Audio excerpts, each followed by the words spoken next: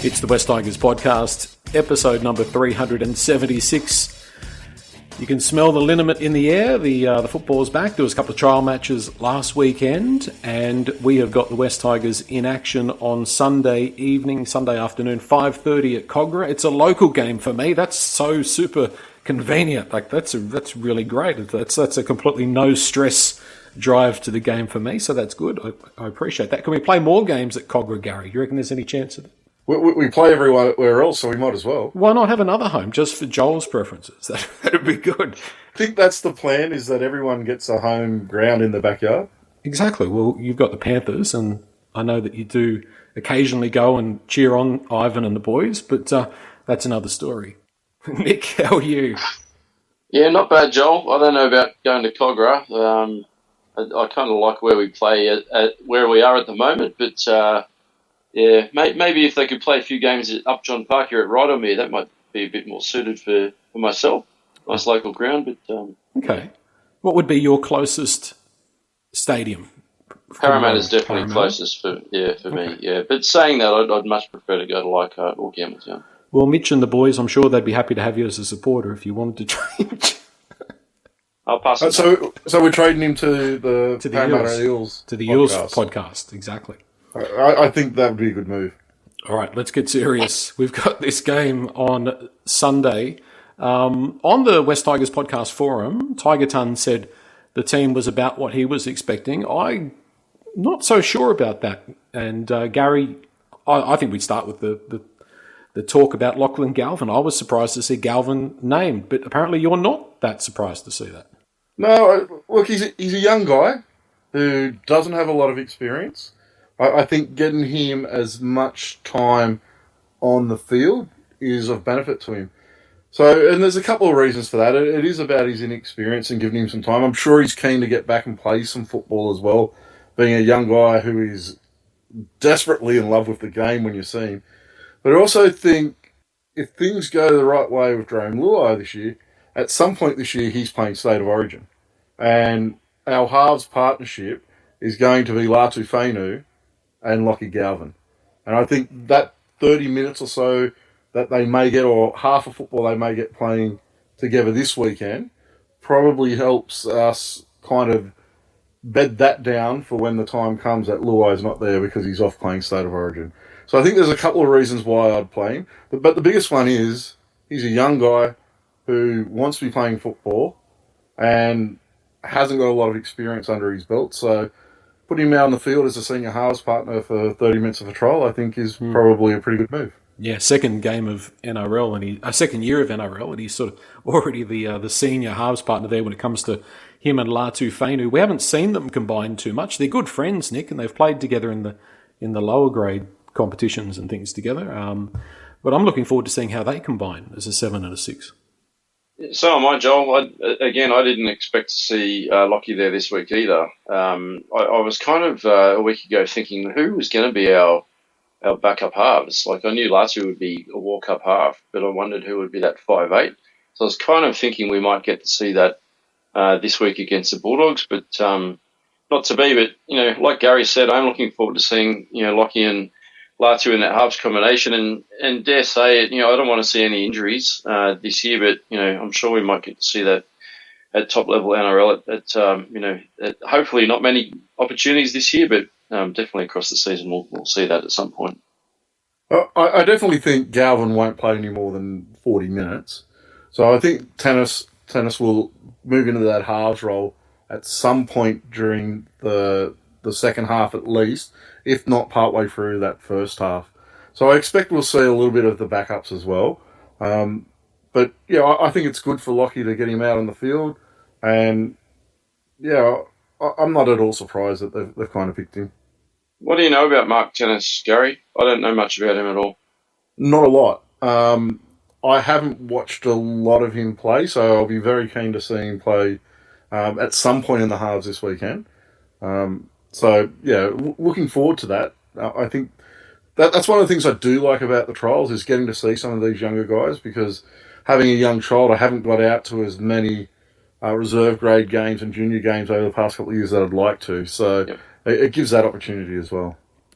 He played in the Balmain side in the under-19s a couple of weeks ago. We were out there at Campbelltown. I was impressed, so I'm looking forward to seeing what he does. Still very young, still very raw, but he was somebody I singled out for some praise after that game. I thought he played really well. And it's strange because we were all fairly keen for Bud Sullivan to kind of move on to somewhere else this year. But I think it does leave us that little bit thin in the halves. I know we've got a guy like Adam Dewey who, if we do get desperate, can move into that role. But after that, we are kind of looking at a 19-year-old to kind of step up and join with a pair of two other 19-year-olds we've kind of got sitting there as well. So our depth is very young in the halves. And that's the sad part, isn't it, that we had to move Bud on for cap space. We had to alleviate that pressure on the salary cap. To like you said, lose a little bit of depth there in a position where it looks like we might be thin. And Bud's not overly experienced either as a top grade half, but I guess if you're lining him up next to young Mark Tannis, he's probably got a little bit over him there. But yeah, like you said, Gary, this is what trials is all about.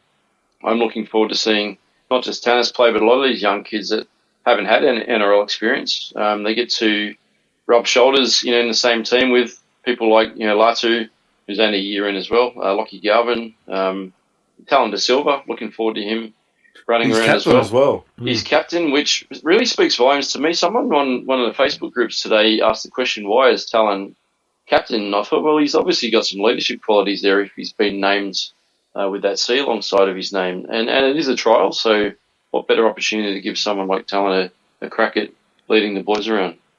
Just going back to that Campbelltown game, a couple of things, Gary. You mentioned about Lachlan Galvin being just in love with football.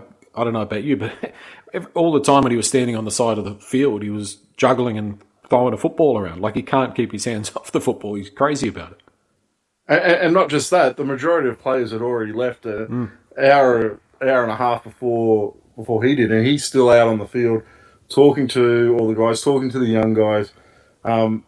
He's really engaged in football, which is, as I said, part of the reason I'm not surprised he's playing this weekend, because 2 weeks ago he watched all his mates start their season, and it'd be hard as a young guy seeing those guys that you could still be you're still peers of running around and getting started, and him having to wait. So I think it's a good sign that he's keen to get out on the field. And we heard some things last year that at times he may have got a little bit over losing.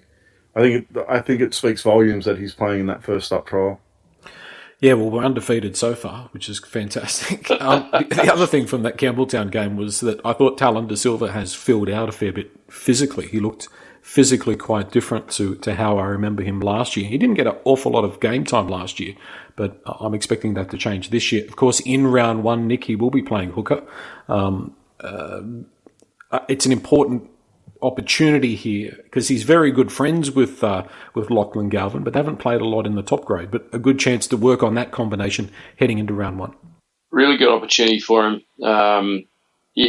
Appy's going to waltz back in round two, but Talon will either be that starting 14 or first pick off the bench, or he's going to be very close thereabouts for the most of the season. You would think. I know we've spoken about potentially swapping out with Latu for that bench spot, but we'll have to wait and see what happens. But really good opportunity. We saw it a couple of times earlier last year where Talon and Lockie really, and Buller as well, were really working well off each other and creating some opportunities. Was it the game against Para on Easter Monday where I think Talon might have set Lockie up, or might have been the other way around for a try. But no, I'm looking forward to seeing that in action again this weekend. And, they're a year into their NRL experience, so it's only going to get better. The big one for me with Lockie and Talon last year was the try Talon set up for Lockie against South at Gosford.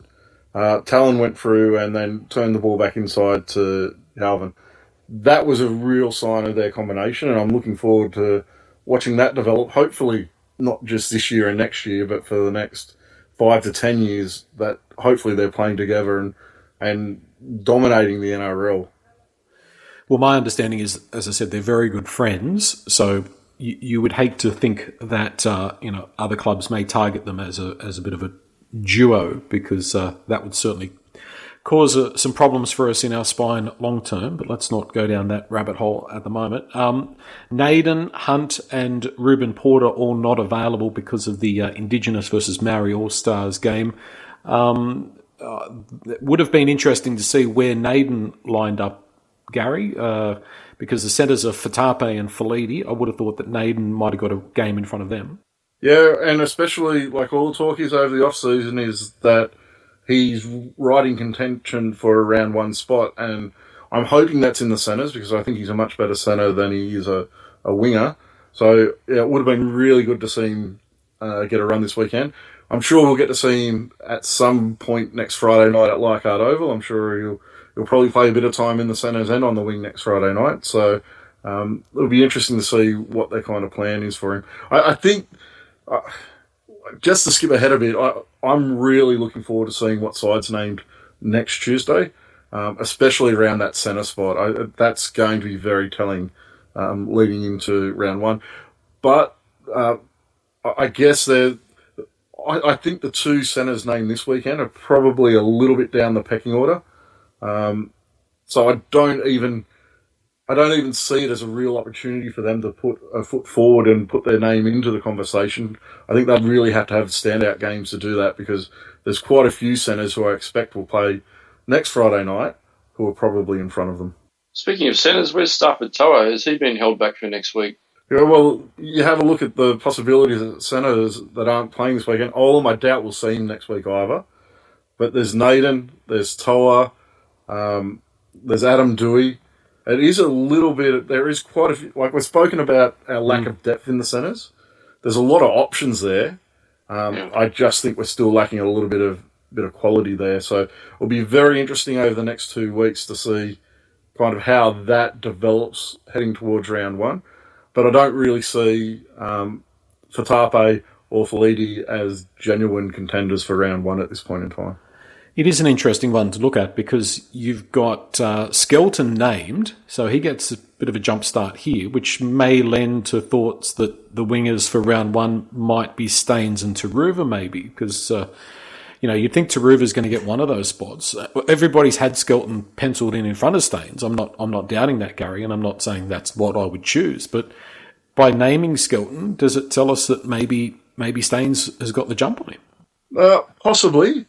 But also for me, Skelton's a bigger guy who I think, and I think it's the same with some of the forwards that have been named. When you have a look at Dave Clemmer being named in this side this weekend, I don't mind a guy who's in a metre-eating position, such as your forwards and your big outside backs, getting some time this weekend.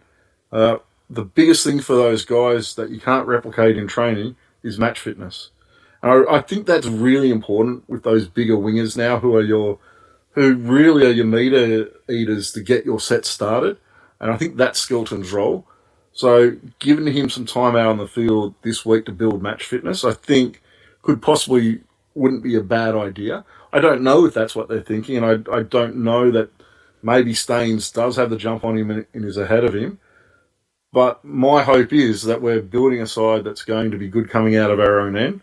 And I'd be very disappointed if we've got Staines starting in round one, because he doesn't provide that where Skelton does. Do you think with... Sorry, Joel. I was going to say, Nick, there's a name missing in Luke Lilly as well, who most people have had sort of around first grade for round one. He'd have to be very close to being picked for round one too. You would think he'd have to be a top contender for that wing spot. I just wonder with Skelton whether Benji just wants to have an extra look at him because he's new at the club. So maybe there's that. Again, like you've said, Gary, how many minutes is he going to play? Will he, be a part of that team next week as well? Next Tuesday will be interesting when that team's named. I wonder how long the bench will be for that second game, because they do tend to have a fairly unlimited number of reserves. It's really interesting. I thought the bench might have been a bit longer for this weekend. 24 players. You have a look. I think the Bulldogs are named 28 or something. Yeah, they have. 29 players the Bulldogs have named, and we've only named 24. So I do find that aspect of it interesting. They may add a few more late. They tend to do that with these trials. I don't think they're that strict at the NRL that you can't bring a guy in. But yeah, I was a little bit surprised to only see 24 players named for this weekend. You might get a run on that extended bench, Gary. Yeah, well, yeah, I'll take that wing spot and get our set started for us anyway. Alex Lobb, the other winger, who we expect to be obviously a common side in New South Wales Cup this year. He's a big guy. I'm not riding him off forever. I think there could be some improvement in his game, but I'm actually looking forward to seeing Heath Mason play. There's a lot of attributes about Heath that I like, Nick. I know he's going to be, at least for fullback, most likely blocked here. That's unless Eddie has some say in the selection of the fullback. But I'm looking... No, he would be that blocked because Eddie would sign 54 fullbacks, so that's it. He'd be way down the order, mate. But I am looking forward to seeing how he plays. But I'm also looking to see what happens with his career. I think he's got some talent, Mason. Yeah, me too. And we've spoken about this before. I remember last year talking about the differences between Heath Mason and Jahream Buller. Two very different style fullbacks with different skill sets. Mason's obviously the smaller sort of Brett Hodgson build player, very quick off the mark, explosive speed. I won't say power, but speed. Really good footwork. I am really looking forward to seeing him play this week and see how he goes, and I assume Buller will be there next week. But just if we can go back to Alex Lobb, and you were comparing, or you made a quick intro to that, or segue into that wing conversation with Gary. I wonder if at halftime on the weekend we can get a foot race between Gary and Alex Lobb. I think that'd be very interesting to watch. I honestly don't know who'd win that. I think I got him covered. Me too. But can you kick goals, Gary? That's the question. Oh, of course I can. Of course you can. You could also coach the team. Captain coach. He can kick goals with his broken foot. Yeah, exactly. Up front, so Klemmer and Tim Johansson, the props. Is this a sign, Gary, that David Klemmer has fallen down the pecking order and Terrell May and Royce Hunt and others have got him licked, and that maybe Fanua Pole's in the prop rotation and maybe Klemmer's going to play New South Wales Cup this year?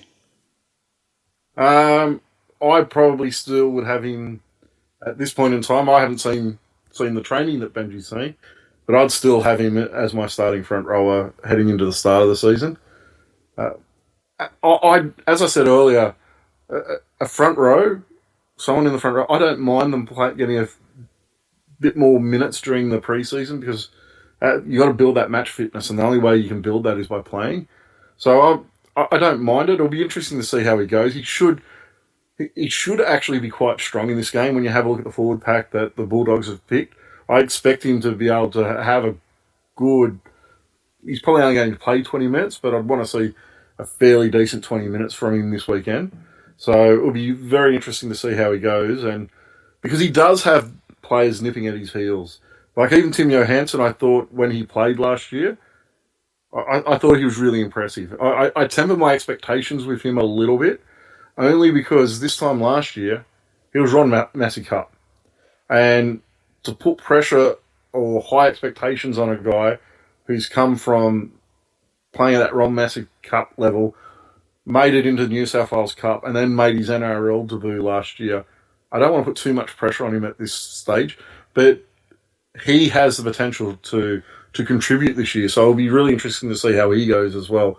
It would be very, very good for us if he can kind of go to another level this year.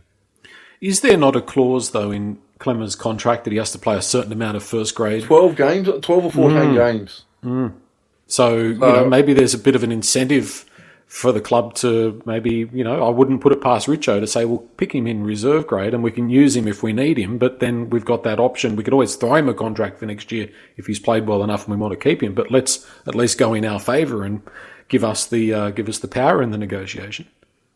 If I'm really honest, I prefer to do it the other way. I prefer to give him some time at the start of the season and see how we're going, and if he's performing well and contributing to us being contention for the finals, then you keep playing him. If we're falling out of contention or he's not contributing, then you stop playing him, and that's when you make that decision. I think if you started him in reserve grade with the intention of not having him be able to take up that option he has for next year, take up that clause, I think you're doing that backwards. I think you're better to see how he goes at the start of the year and then make a decision. If he's not performing or we're not in contention, then I'd definitely look at trying to limit his games to around that 12 or 14, whatever that mark is. Just on Johansson, I'd like to make the point, and I made it at the end of last year as well, that we are pretty much in the NRL today playing touch football. If you watch, and I know they're trials, and you can't take too much out of trials, but if you watch that Canberra and Penrith game, it was and the Cronulla game, they were domains of fleet-footed, impactful forwards that get on their front, get a quick play the ball, and the way that the game is being played is different. So I don't know if the days of the dinosaur are still with us. So I'm not saying necessarily that David Klemmer is, but I don't know if the days of the veteran prop that goes out, makes 130 metres every week, is exactly what we want or what we need, because the game has changed, in my opinion. I still think there's a space for it. I think the problem we've had the last 3 years is that's all we've had. Is all we've really had is guys with minimal impact who can push out theoretically 100 to 150 metres a game. That's pretty much what we've been stuck with. I think the signings, especially of Hunt and of Terrell, and especially Terrell May over the off-season, gives our pack a lot more variety. It gives our pack a point of difference. We don't just have Klemmer, Swole, and these guys who typically, they're typically the guys that you call plotters because they have no impact. And I think our pack looks a lot more dynamic and a lot more versatile this year than we've seen in the past. So I'm really looking forward to that. But I still think there is a space for a guy like Klemmer as long as you have those other impactful guys to support him.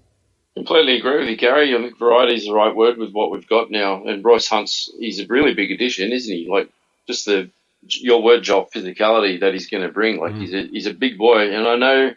quick play the ball for a big boy. Yeah, correct. I know I brought up how big he was on the last pod, and I can't wait to see him, in the Tigers jersey. He's going to look like a massive unit. And I think one of you boys said that he's made a huge, effort on the field during the preseason in his fitness, and he's looking very fit, which a lot of them are. And I've only seen the snippets that the Tigers have put out on social media, but he's a big boy. He's going to make a lot of hard meters. Terrell May, to me, looks like a workhorse. He's obviously an 80-minute prop if he wants to be, and I think he will go very close to that. Tim Johansson, I haven't seen enough of him yet to get a really good idea of what he's capable of, but I remember what I did see for his brief appearances last year. He's very athletic and he's very quick. He runs like a back, like he's very fast as well. So there's a lot of variety in the forwards, and I think you're right, Gary. David Klemmer, he's at the top end of his career now and he's soaking up a lot of cap space, but there's definitely a space for him. I think he's just a very, very solid prop. He's not going to let you down in defence. He's going to be barking orders at the boys, leading the way, especially early on in the battle. I can still see a lot of value in him, starting a game. I think he'll still add a fair bit to our team. I think the perfect scenario with Klemmer this year is that you start him early in the season and hopefully someone takes his spot. Hopefully during the season, someone who may even start the season in reserve grade, it may be a guy like Tim Johansson, puts their hand up and makes it so that spot's no longer his and they take that spot. That's what's best for us during this season. Will it happen? I'm not quite sure. I don't know. As I said, I don't want to put that expectations on a guy like Tim Johansson.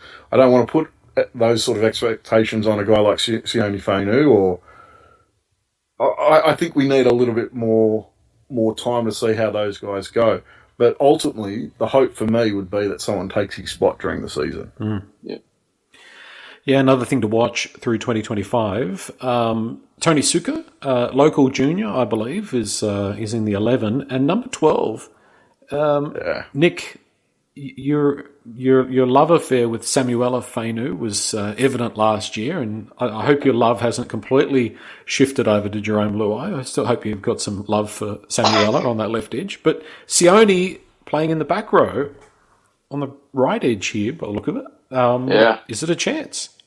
I did notice that. Yeah, very interesting to see him named there. So that will be interesting to watch. I do like Sione, but I can't compare him to Sam Weller. Sam Weller, for me, looked like a standout last year in his first season, which was incredible. Sione, good player, but I don't think he'd be a walk-up start for a back row position. But very keen to see how he goes, along with the number 13, Justin Matamua, because there's a bit that's been talked about him during his off-season in regards to his fitness and his attitude, like a few of them too, that are named in this team. But Matamua, I've said it before a few weeks ago, I'm praying for a miracle with Matamua. Really would love to see him finally live up to that potential that was talked about a few years ago. And I know, Gary, you've had some thoughts on Matamua, but geez, we could really do with a good ball-playing lock. That imagine if we had one that's in our system, because we've been talking about you need to fill that position. Imagine if you can actually live up to the hype this year and stand up. Wouldn't that be good?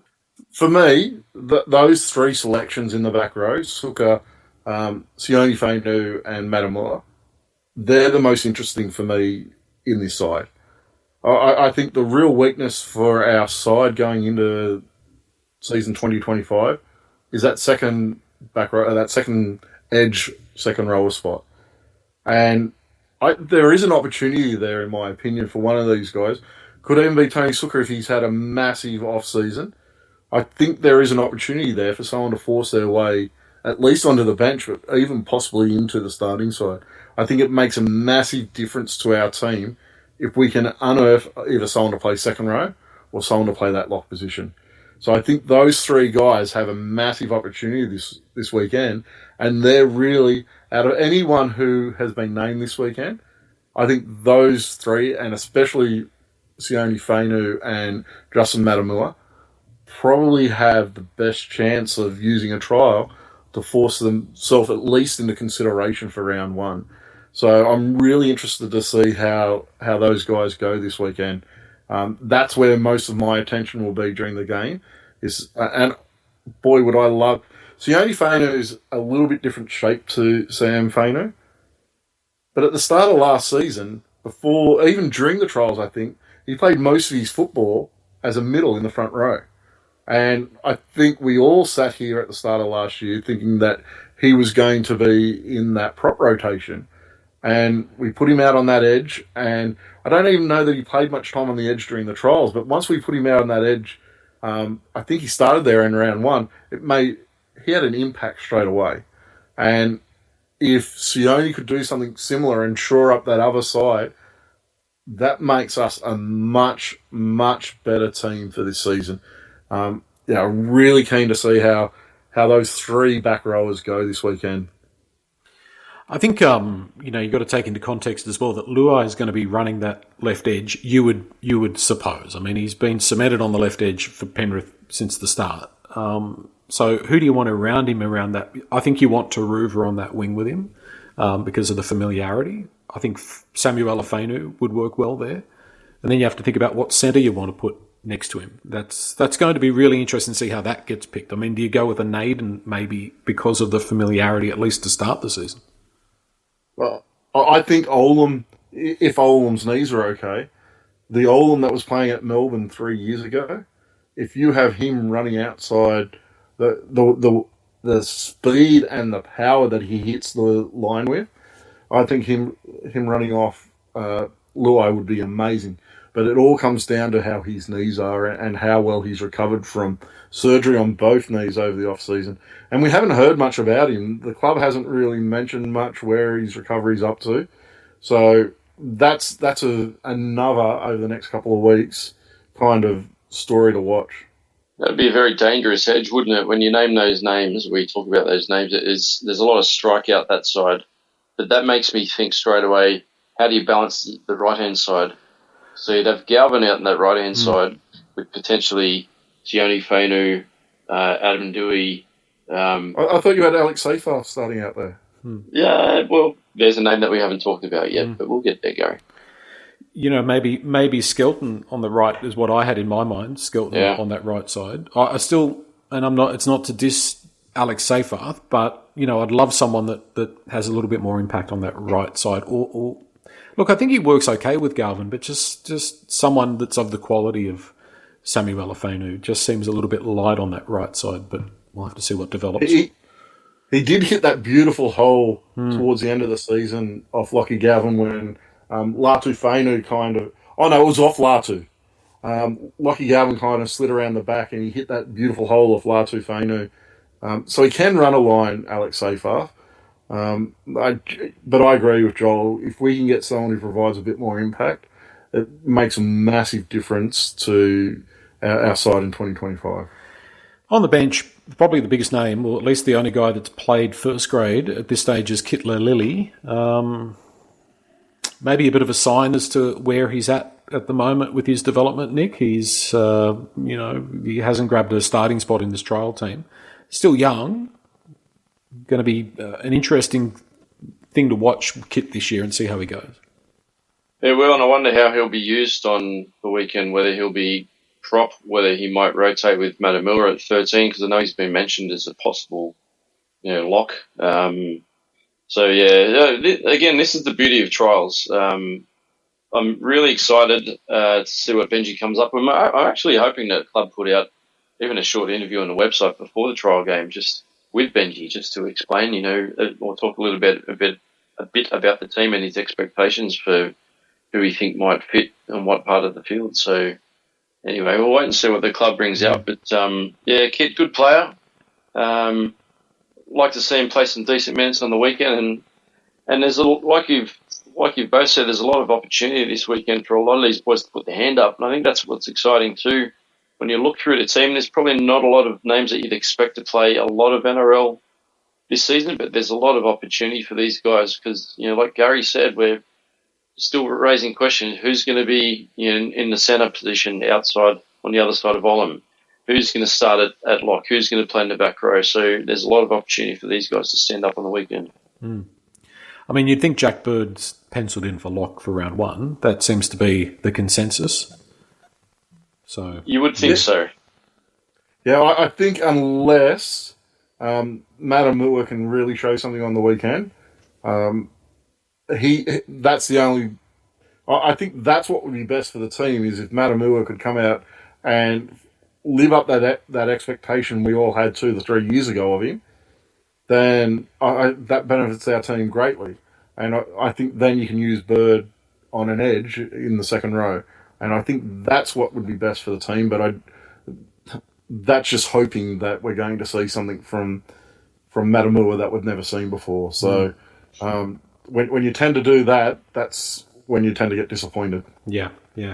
I think, it does. The team does definitely throw some questions up, especially going back to the backs, where you would expect that, or maybe you learn a little bit by who's not been selected there, but guys like Toa and Dewey, I mean, if they're not injured, you would think that means that, because this would be the kind of game that I'd expect those two to play in, that they are in calculations for round one.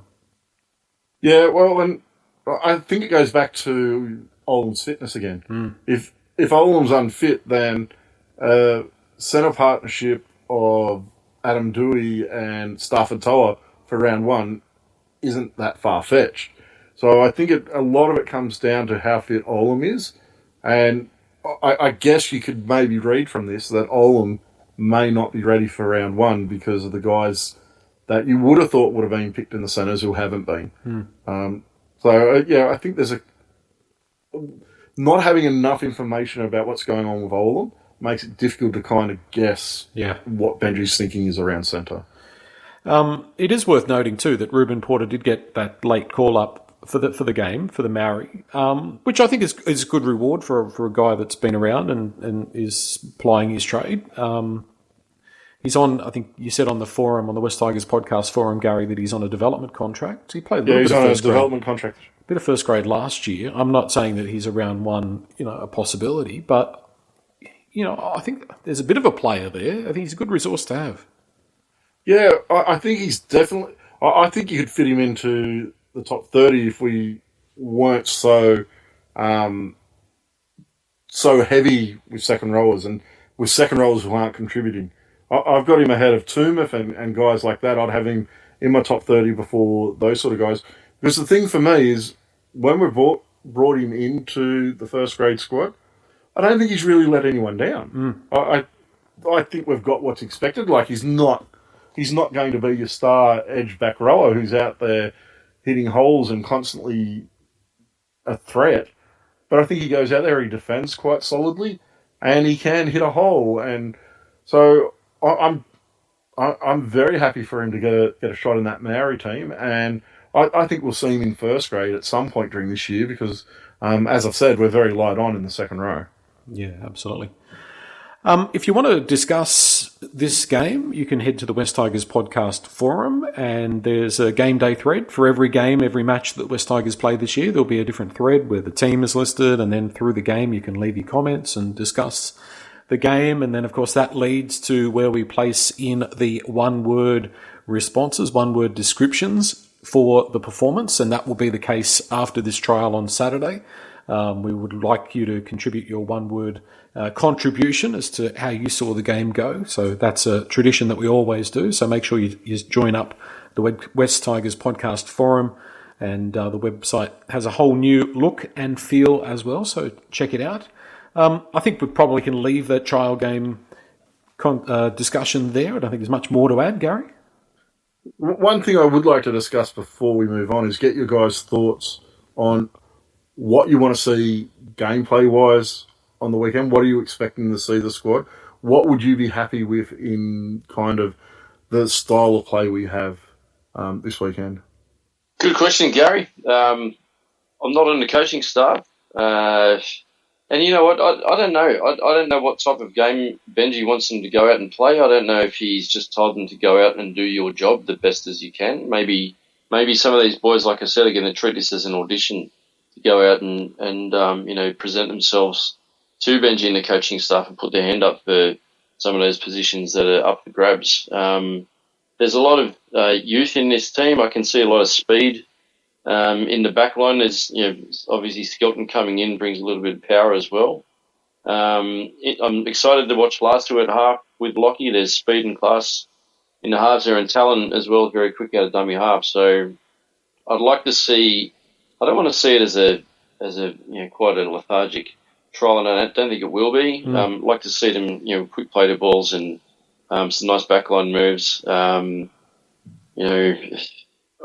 It's really going to give us an idea of how sharp they've become, over the last few months during that off-season period. And I'm just thinking as well, there's one position that I actually forgot about. With Jareem Buller and the possibility of him coming into the second team, I think he might still be not allowed to be doing contact after he shotted reconstructive surgery. So, because I remember I had a conversation with him just after he had that surgery, and he told me that he wasn't allowed to do any impact until very close to round one. So that maybe even brings Heath Mason back into that equation for round one, and even next week's trial. So, yeah, there's an opportunity for Heath there to put his hand up and maybe get that round one jersey. I know Jareem's been on the field doing a lot of the ball work, but they're going to have to treat him fairly carefully too. Having a look at the Bulldogs team, I would expect a team that's got 4 guys in the spine that have all played first grade to win. I know it's a trial, and I know a lot of players will be used, yada yada yada. But I would expect this to be an opportunity for the club to make a bit of a statement that we're serious and that we turned the corner. I want Lachlan Galvin to sign a contract with us for the rest of his career. I'm not picking on him, but his last game in the Prime Minister's 13 was really poor, and I think he needs to bounce back. This is a real opportunity for him to really show his class, and it's his second year. So I think start the year with plenty of energy, with plenty of enthusiasm, get out there and really put it to them. And as I said, you've got a really good spine there. De Silva, Fainu, Lachlan Galvin and Heath Mason. I think compared that to the Bulldogs, I'm expecting a win. Yeah, for me, there's certain things I want to see this weekend. All these guys, no matter how far they are down the pecking order, have all spent the off-season training as a group together. So the structures we're looking to play with, they should be evident this weekend. So my hope is we see a guy like Darrell Skelton really building some metres coming out of our own end. Hopefully getting the ball, it sounds weird, I hope he gets the ball nice and deep it down our own end to see how we can bring it out and see how our plays play off the back of him getting a good start to the set and see if we can try and improve our meters down the field by getting a good start to a set. I think that's crucial to see. I want to see. I think I'm hopeful that we're trying to push a similar sort of football through the junior grades. And what I saw at the trial, not at the trial, at the junior reps the other week that we went out to Campbelltown, was there was a lot of the lock going into that first receiver and feeding the halves. So I expect to see a little bit of that. I expect to see Matamua getting in there and feeding Latu and feeding Galvin and pushing them a little bit wider for attack. So that's something I'm going to be looking to see if we're showing that this weekend. Really sound defensive structures, I think, is really important. Yeah. We've been one of the worst defensive sides in the history of the game over the past 3 years. So I think it's really important that we see a big improvement in the way we defend as a unit. Now, as I said, I know a lot of these guys may not be making the side come round one, but they've spent the off-season training with these guys, so I expect them to know the structures that we're going to see. And yes, it gets confusing when there's players coming on and off and that sort of stuff, and I expect the defence especially to get a little bit ragged towards the middle of the second half as there's more and more inexperienced players coming on. But for the start of the game, I want to see those structures. I don't want to see wingers coming up off their line or centres going in and wingers not following. I want to see us defending as a team. I want to see us holding the middle. I think all these things are really crucial, even though it's just a trial, because I think we need to start putting our foot forward. We need to start doing what the better clubs do and have similar structures throughout our grades so that when a guy comes in, he just has to go, as you said earlier, Nick, and do that job to the best of their ability. But to be able to do that, you've got to know what that job is, and that job's got to fit into what everyone else is doing. So I think they're really important things to look out for this weekend, despite the lack of guys who are probably going to be there for round one. Defensive attitude is what not just the structures, but the defensive attitude. 100%. Yep. And, winning is contagious. And some people might say it's just a trial game. It's just the first trial game. But, it does...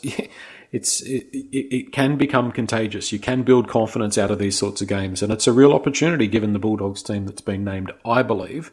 And I really don't want to be the guy that's scrolling through social media on Sunday night and people are going, here comes the spoon again for the wooden spoon. All wooden spoons in a row. Kind of rubbish. So please just win. Come on, West Tigers, you can do it. Nick? Don't you worry, Joel. If the Tigers win on Sunday evening, I'm going to be in my car driving down Darling Street, tooting my horn like we've won the grand final. Get your tickets to the grand final. And the big thing is, winning a trial isn't that important. And it's even less important if you're the Penrith Panthers who lost on the weekend because you've just won 4 comps in a row. But it's much more important when you're coming off the back of 3 wooden spoons. 100%. So I'm not going to be heaps worried if we get to Sunday night and we've lost a trial match, but I'll be really disappointed if it's a poor performance. I think what's crucial is that it's not a poor performance, that we can see signs of what we're trying to do as a team despite the lack of NRL players. I think that's really crucial. Yeah, 100%. Okay, let's play some buy, sell, and hold. I've got one question, which is for comedic value. We'll do that one last. First one, I'll throw this to you initially, Gary, and then we'll see what Nick has to say. West Tigers fans are more excited for this season than any season in the past decade. Buy, sell, or hold? Definitely any season in the past decade, I think. I've gone into seasons around the 2015 mark, 2016, where I was quite excited, thinking we're going to finally break that drought. That wasn't a very long drought at that time, but we're finally going to get back to finals football. But this season, I think I'm more excited this year because of what's come the last 3 years.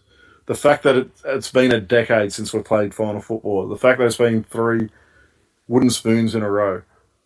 And it's not so much that I think we're going to make the top 8 this year. It's that I can see that we are finally moving in the right direction. That, for me, is really exciting.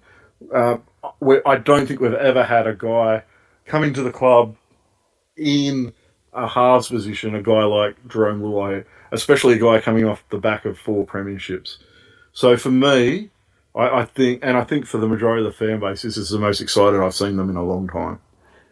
Yeah, Nick, you can kind of feel the energy, can't you, from the fans? So I bought that. The narrative has changed, yeah. The feel has changed. You can feel it. I'm excited, nervously and anxiously excited though. I'll just put that little footnote there or disclaimer. And like Gary said, coming off 3 spoons, it's very hard, to be overly upbeat. I'm extremely hopeful that we can make the 8 this year, but more importantly, I think we'll make huge strides forward. As Gary said, Jerome coming to the club is huge. Not just the fact that he's won 4 premierships in a row, but just his aura about him. He's just got that personality. Like we saw when he ran out in that first open session in front of the members a few weeks ago. He ran out and he was spraying the water bottle at everyone. That was anywhere near the tunnel. He hung around forever, signing photos and accepting that gold chain that he got from one of the members, and just the person that he is, and the way that he talks and the way that he backs himself, and in that key position of a half as well, whether he's 6 or 7, everyone expects he's going to be wearing number 7. He's exactly what we have been lacking for a very long time, and I know we discussed this on the last pod too. You have to go back as far as probably someone like Rob Louis, way back when we last played a semi-final back in, when was it, 2011? 11. Yeah, that was forever ago. That was before my first son was born. I've got 3 kids, so that's how long ago it was. But I'm excited, not just him, but all of the additions that Gary mentioned that we've brought to the club. It all on paper looks like we're going to make huge steps forward this season. I think that is what is bringing the optimism amongst the fans and members. 2011, Declan wasn't even born. No, I don't think he was. No. Just on Luai, Gary. Through the game, the history of the game, I can't remember a player ever coming to a club. He said he wanted a challenge, like in terms of the pressure, in terms of the situation. Like it's massive, But I think he'll handle it. I think he's the kind of guy that will handle it. But I don't remember anybody ever changing clubs with this much pressure, with this much expectation. At this point, he seems to be handling it really well. He seems not just to be handling it, to be thriving on it. That is a little bit easier when you haven't been punched in the face yet. So we'll see what happens. As far as we know. As far as we know.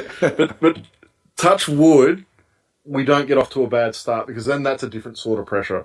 Right now, it's a guy who's coming off the back of 4 premierships who doesn't have anything to prove. And he's coming here. Well, I'm kind of going to contradict myself, because he's coming here to prove a lot in his own mind. But that pressure changes if we get a poor start to the year. It's not a fun pressure that I'm coming here to turn this club around, which is kind of the message he's been given. If we're 4 weeks into the comp and we haven't won a game, then that pressure's quite a bit different. And it'd be interesting to see how he handles that. I don't want to see how he handles that. But whether that positivity around it remains. Because I think if you have a look over the past 2 years, I think Appy came in quite positive when he came here. But I think that pressure of the constant losing got to him. Now, I hope we don't get an opportunity to see how that affects Jerome Luai. But, yeah, there's part of me that thinks that would be interesting to see. Yeah, it'll make or break him for sure. And, a lot of the stuff that just happened automatically at Penrith doesn't necessarily happen at West Tigers. So, yeah, it's a fascinating season. So not only are we the most excited, but I think we're the most intrigued fan base that we've been for 10 years. But did it happen automatically, or was it...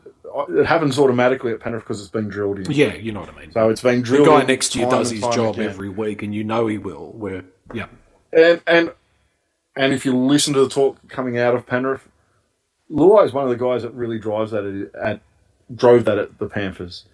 Now, for me, that's the interesting thing, is whether that transfers to here, whether he's able to drive those players he's got around him playing here, whether he can drive those guys to maintaining high standards. It's going to be really interesting to watch over the next next 5 years.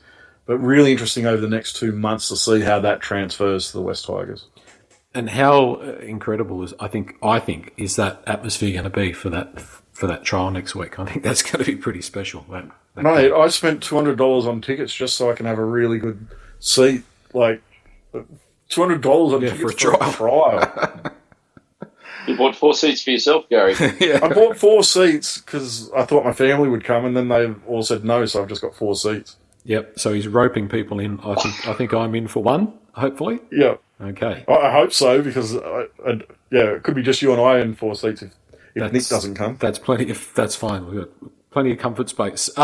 Next one, Nick. West Tigers will build slowly into this season, or they'll hit the ground running. Buy, sell, or hold for a slow start. I'll hold. I know Gary will give me heaps for holding. Gutless. Look, I'd like to think we'll hit the ground running. I really do. I don't think we'll be 0-4 like Gary was just throwing up a scenario that is a possibility. And everything's a possibility, right? But just looking at the draw, I think there's at least 2, if not 3, very winnable games in that first 4 rounds. I think Para in round 2 will be difficult, but there's no reason why we can't beat them early in the season. But I definitely think we can beat Newcastle, Dolphins, and the Warriors. They're very winnable games. I'd like to think we'll get off to a flyer this season. But you know what? If we get to Origin and we're close to winning half of our games, I'd be pretty happy. Is that considered an easing into the season or a slow start? Because I'd consider that a pass if we're 50-50 going into Origin. Yeah, it depends how you determine it, isn't it? Yeah, if it's a 50-50, you'd probably say for the West Tigers, that's a red-hot start to the season. Yeah, correct. So you know what? I'm going to actually change my my answer there, and I'm going to say that we're going to get off to a flyer. Was that a flyer or a sell? I can't remember. That's a sell. Okay, it's a sell. I'll sell it. Yeah, I'm selling it as well, because I having a look at that draw, I think there's plenty of opportunities for us to win games in the first month and a half of football. They're games that there's a lot of teams that I have down towards the bottom of the ladder, and if we're going to get out of that bottom 4, there's a lot of games in that first 6 weeks that we should be winning. I'd like us to have a consistent year where we're winning consistently, rather than maybe winning the first 4 rounds, everybody getting excited and losing the next 4, something like that. Like, I just want us to play good, consistent football where we, kind of like what Cronulla does. They don't set the world on fire, but they seem to consistently win football games. Something like that would make me very happy for this season. Next one. This one's for you, Gary, to start with. John Bateman, our old friend John Bateman, is among the top 3 worst West Tigers buyers of all time. I guess we're in the category of Braithen Astor, Adam Blair. And does John Bateman get a spot on that podium? Yeah, I'm giving him a spot. I tell you, that guy is the definition of a whinging pom, isn't he? He is the reason that saying's there. And for me, the reason why he gets into that worst signing is not just his football. It's the fact that he took forever to get here when he first signed. He got here just before the trials, and then I think didn't play his first game. It might have been round 2. He ended up playing his first game. But then went home for a holiday in the middle of the season and came back, and his form was really poor. And then seemed to stay in England forever during the off-season heading into 2024, and seemed to be back at training later than everyone else. And then really poor form, and then chucked his dummy out and decided to go home. We couldn't even get a full season out of the guy. So for me, I think that attitude that he displayed towards the club from a guy who's supposed to be a leader, and then bagging out young guys for being treated differently to seniors. Any workplace I've ever worked in, the expectations are higher on experienced staff. What world is he coming from where he thinks that he's criticising young players for being treated differently to the experienced and senior players and having different expectations on them? His attitude, I think, was just all wrong. And it seems to me that he's okay when things are going well for him, but as soon as stuff gets hard, he tends to spit the dummy and have a bit of a sort. Big hello to all of our big hello to all of our English listeners out there. To all those whinging poms out there, good evening. That's a bit harsh. Hello, all you lovely English people. The UK is our third biggest listening region after New Zealand, so you got to be careful. But look, I don't want to kick the guy. I'm not talking about Bateman here, but Isaiah Papali'i, I watched him for Penrith. And I know he's not with us, and I know people are going to say it's sour grapes and this and that. But I have Isaiah Papali'i in the top 10 worst West Tigers signings of all time. One of the biggest disappointments that I think we've ever had. You know, given the raps he had and the garbage that came with before he signed and doing the stupid thing at the awards night and that type of thing, I'm just thoroughly disappointed in the whole entire Isaiah Papali'i experience. Anybody got any thoughts on that? He's in the top 10 for me. I wish we had him this year. So do I. I honestly think what he could provide for us this year, I think our best opportunity to use him to his potential was this year. And the fact that he's at Penrith now, I think he'll be fine once he gets the strong halves around him at Penrith to kind of put him in the right places, give him the right balls. I think he'll have a really good season at Penrith. And I really wish we had him for this season. I think he would have been a difference maker for us this year. Completely agree with you there, Gary. I was so disappointed when he walked out the door as quick as he did. They told him he could negotiate within a few days to re-sign with Penrith. So it was extremely disappointing, especially considering Luai was on his way. Like, that would have been an instant deadly combination down that right edge that would complement what we've now got on our left edge. But that was disappointing. But when you think about Isaiah when he came to the club, like, there were rumours that he didn't want to come before he even arrived. Yeah. Like, he didn't arrive in the best frame of mind, and surely that had an impact on how he started at the club. Even the first 12 months was pretty average. He did seem to come into his own a little bit after he'd signed with Penrith, which is very disappointing, disheartening. But I don't know if he's not in the same bucket for me as John Bateman, but disappointed we didn't get out of him what I know Penrith will. Yeah, and I think his attitude wasn't great at our club as well. Like all those rumours about him not wanting to come and then backing it up with the way he played for the first season and a half he was at the club. I tend to agree. His attitude wasn't great. But I think if he had the opportunity of running off Galvin and Jerome Luai, I think you see a different player this year. But he obviously didn't want that because he was very quick to get out of the club when the opportunity arose. So you both agree he's in the top 10 worst signing of all time with the West Tigers. Thanks for agreeing with me. That's good. Okay, last one. Eddie Otto. Remember him? Who? Eddie Otto used to host the West Tigers podcast back in the day. Oh, yeah. I remember him. Eddie Otto. That was back when, like, it was in black and white. Just in the good old days when it just used to be me and Eddie. A lot of people would like that again. Mate, we get comments about that all the time. People want the OG. Eddie Otto will make a call on the West Tigers' entire season 20 minutes into Sunday night's trial. Buy, sell, or hold. Bye. Yeah, mate. I don't think you could even put a bet on that. Like, the odds would be nowhere would be taking bets on that. And seriously, if we drop the ball on the first set of six, Yeah. Mate, someone needs to go do a welfare check on Eddie. We're gone. If Heath Mason catches the kickoff successfully and passes it to someone for a hit-up, Eddie will be straight in the group chat saying, he's miles ahead of Buller. Heath Mason needs to start. Buller should never be near the top 17 again. Mm-hmm. That's Eddie. We love Eddie. I do love Eddie. Good fella. Come back, Eddie. I tolerate Eddie. The Bulldogs will jag a lucky try after 10 minutes and Eddie will be on the group chat saying it's going to be a long year, boys. It's going to be a long year. Alrighty. Well, let's call the off-season over. Thank goodness for that. As I say every year, it's been the longest off-season ever. It's been because we've been actually anticipating something, which I think has made it go a little bit slower. I'm glad the football's back, but I'm sharing your feelings, Nick. There is a little bit of anxiety around that. There is a little bit of fear and trepidation. We've all had our hearts broken before, but let's hope that we've turned the corner and better days are ahead. I think, we've certainly had enough pain in the last 3 years, so I think the coin's got to turn for us at some stage. So let's hope it's this year. Thank you, guys. So. Yeah. Thank you, Joel. Would be nice. We will reconvene after the trial on Sunday. We'll probably record on Monday. And don't forget to put your one-word submissions in on the West Tigers podcast forum. Thank you, guys. Thanks, fellas. Thanks, boys.